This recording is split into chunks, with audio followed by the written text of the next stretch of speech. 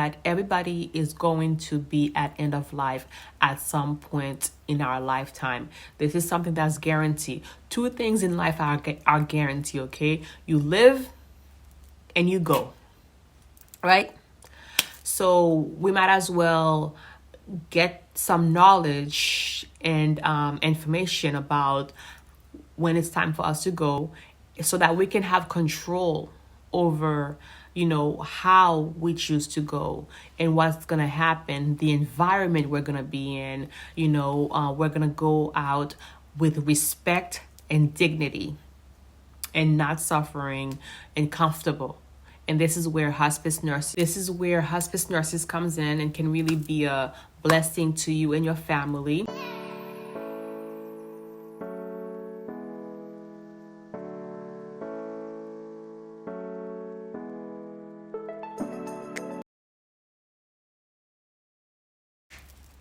Duns, beautiful people. Hello, everybody. Hello. Welcome back to Duns, Beautiful People, where I am your hostess. My name is Duns Stedler. Welcome back to Duns, Beautiful People, and happy, blessed New Year to all of you, all of my Duns, Beautiful People. Happy, blessed New Year. If I haven't said it to you, just happy, blessed New Year. Now, that being said, I'm going to talk about end of life care, hospice. Yes, for those of you who's been following me, supporting me over the past, oh my God, I can't believe I've been a YouTuber for 2 years now, since 2020. Yay! But I am a hospice registered nurse. I've been a nurse since 2010.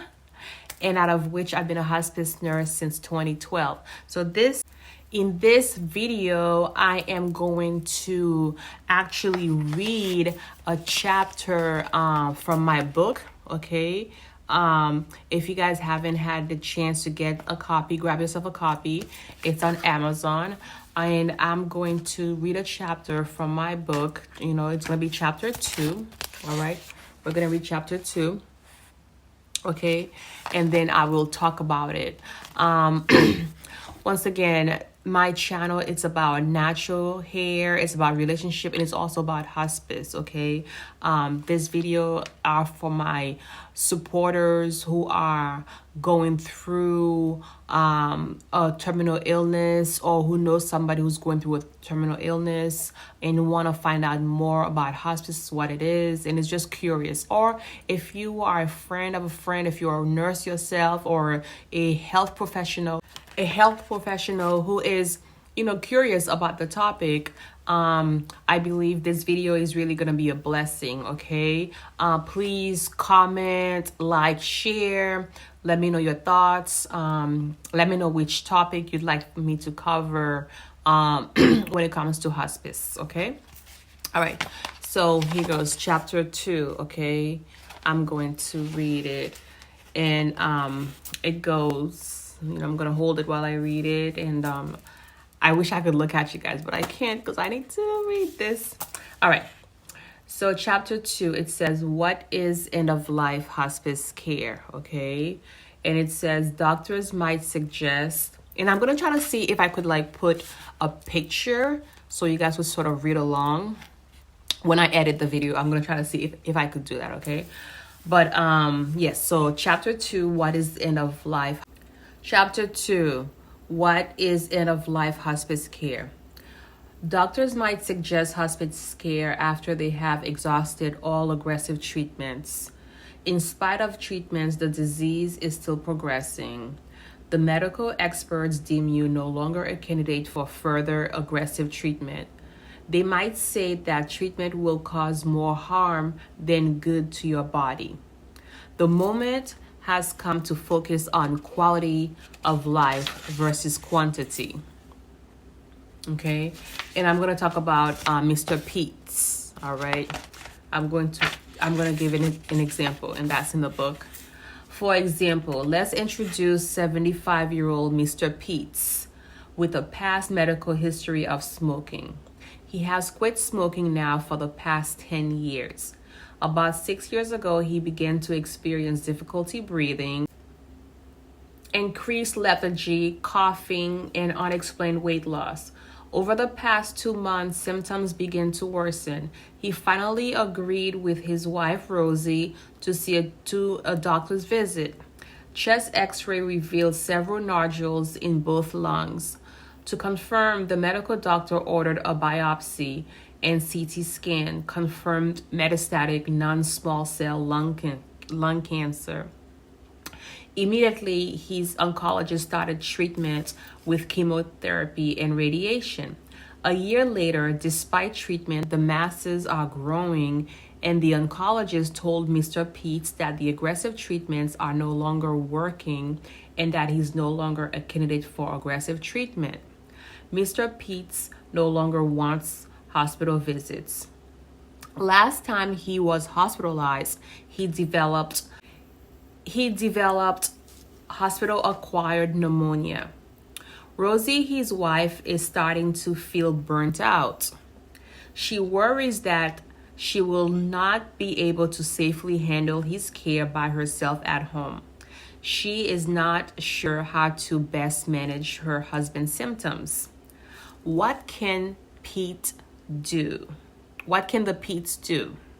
The best resource would be hospice at this time. Okay? So that's one example. So let's just, take a breather to talk about it.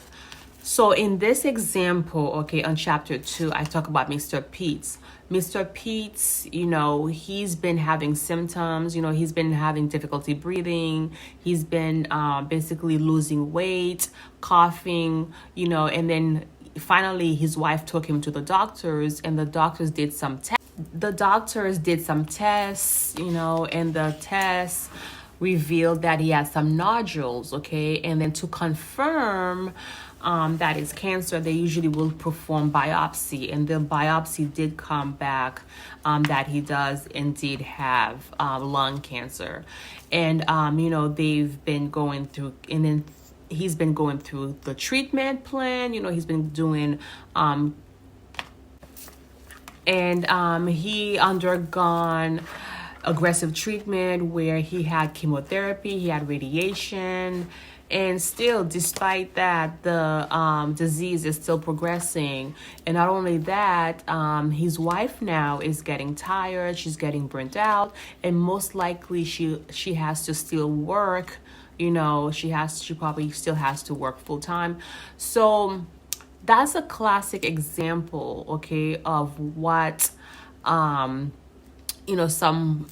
people are facing, and this is also a classic example where a team of hospice, a team of end-of-life experts, would really be able to come in and help that family, okay, to basically be more comfortable. The hospice team would come in and help to alleviate the symptoms of Mr. Peets. They would help him, they would manage his symptoms like the difficulty breathing, the coughing, they would help that so that he can be more comfortable at home, because in the chapter it also said that Mr. Peets no longer wants to go to the hospital visits because last time he went to the hospital, he got pneumonia. Okay, and especially nowadays, and when somebody's immune system is compromised, when you go to the hospital, okay, you might go in for one thing and come back home with 2 or 3 other, illnesses. That's going to make it harder for your body to fight off. Okay, so therefore, if somebody is under hospice care, they don't have to go to the hospital if they don't want to. So the nurses will come straight to your home, okay, to do treatments for you, whether it's a breathing treatment, whether it's to help to administer medications, whether it's to do wound care, whatever the case is, based on the plan of care, based on your individualized plan of care, we would come in and help to manage your symptoms at home so that you can be comfortable. Okay, and also the hospice team would also be a support system for Rosie Mr. Pete's wife. Okay, the social worker definitely would be great at providing Rosie some resources that are in the community where she doesn't have to feel like she's all alone. She's burnt out. There might be some resources, like resources could include be able to provide meals, finding local places that could deliver free meals to Mr. Pete, so that Rosie, the wife, don't have to feel like she needs to cook every day. Furthermore, we can have hospice CNA, hospice aides, home health aides that could come in and help to do some lighthouse duties, help to take care of some of the ADLs that Mr. Pete's will most likely need, such as bathing, showering, helping him to get dressed, things like that. We have volunteers. So there's a whole group of people in the team that will help the caregiver, which is Rosie in this scenario, to not feel so burnt out, so that she can still manage to somewhat still be able to keep her job, possibly. If she needs to step out to go to the grocery store, she can. If she needs to go to church, that's another thing that she can also do. We're not here to take over. We are an added support. Rosie and Mr. Pete's, in this example, they are in control. They're in charge. We cannot do anything without their permission. Okay? So that's very important. I always remind my patients and their caregiver that I'm here to educate. I'm here to educate based on my experience, based on research, based on what has worked throughout the years. Because although this is their first time, I myself, as an expert who has been doing this line of work for years, I've seen this many times before.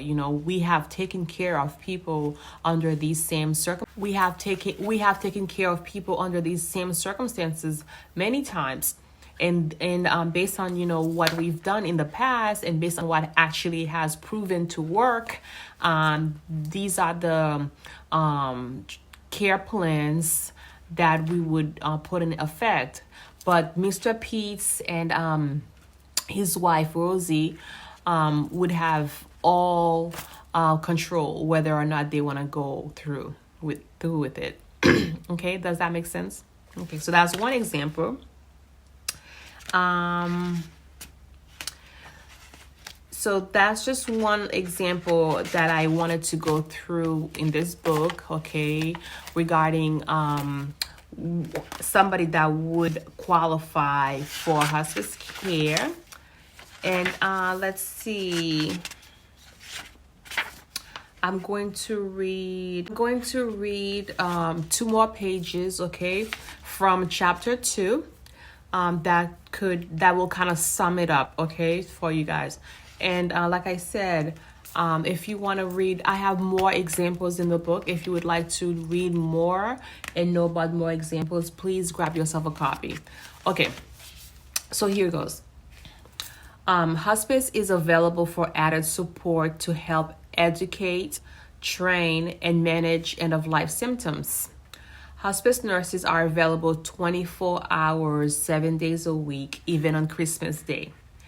Each patient is assigned a primary nurse who will be the main nurse to facilitate your care and manages your symptoms.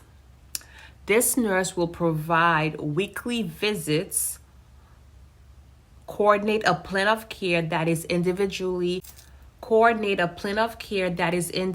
catered to the patient needs. Another important team member includes social workers, spiritual care coordinators, hospice aides, hospice MD, volunteers, and bereavement care. All of these wonderful services aid in providing emotional support to your loved ones.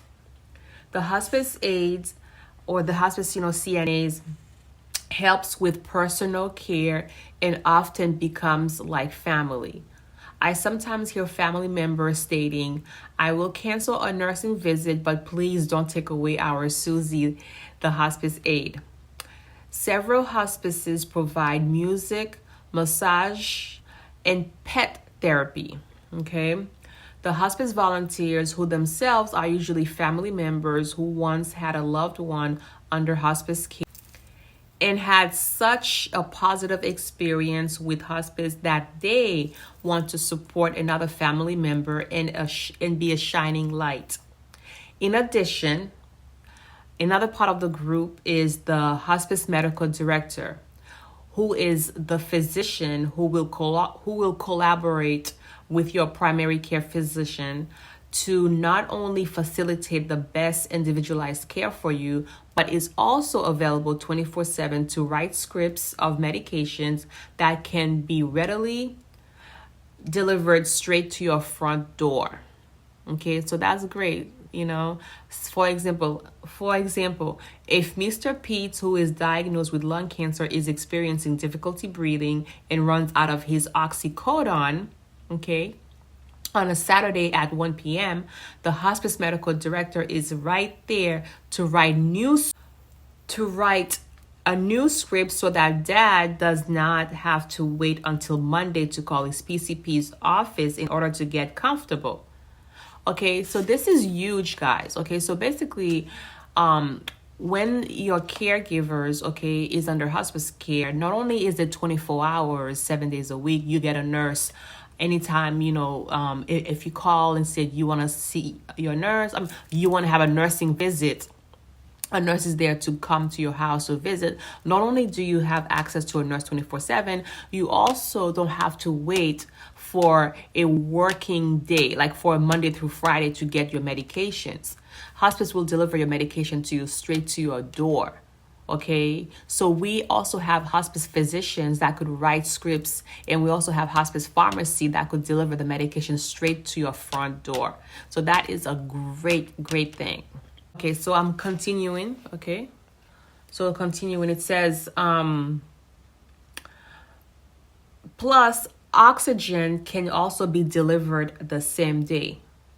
Another blessed support is the readily available medical equipment such as oxygen concentrators, portables, hospital beds, wheelchairs, walker, air mattresses, diapers, etc. that can be delivered all in one day straight to your home. Okay, and you will often hear me tell patients it is best to have something and not need it than to need something and not have it. All right. All of the above examples are awesome services that hospice provides. They help to increase the patient's quality of life and alleviates the stress of caregivers. These services can be performed at a patient's home, skilled nursing homes, assisted living facilities, and sometimes directly in the hospital. Best of all, everything is 100% free, covered by your health insurance. Okay, so we'll never ask you for a dime. All right, all of the services is already part of your health insurance. You're already paying for it. Okay. Now, at the end of each chapter, I also write key points right here. Okay, there's some key points right there. All right, and it says, hospice care is individualized, specialized services in managing end-of-life symptoms. Hospice does not hasten the dying process. It also says hospice is about quality versus quantity. Okay, quality versus quantity. So yes, guys, so this is a little something that I wanted to share with you on chapter 2, of my book, End of Life is Life. Okay, End of Life is Life. Okay, a hospice nurse insight onto the misconception of the end. All right, so I pray that this video helped you to understand a little bit better about what hospice is. Please comment, share, like. Let me know what more you'd like me to talk about. I know this is a touchy subject, you know, it's very emotional. But I believe that everybody's gonna go through this, and the more knowledge we have, it's not going to be so scary when it comes time for us to take care of a loved one, or if it's, you know, us who's going through the experience. Because just think about it and just know that everybody is going to be at end of life at some point in our lifetime. This is something that's guaranteed. Two things in life are guaranteed, okay? You live and you go, right? So we might as well get some knowledge and information about when it's time for us to go, so that we can have control over, you know, how we choose to go and what's going to happen, the environment we're going to be in. You know, we're going to go out with respect and dignity and not suffering and comfortable. And this is where hospice nurses comes in and can really be a blessing to you and your family, okay? And hospice care, the whole team, all right? So as always, okay, I love you with the love of Jesus Christ. Thank you for watching this video, all right? Duns, beautiful people. Mwah. Once again, happy, blessed new year. We made it. 2022 is going to be great. All right. Love you.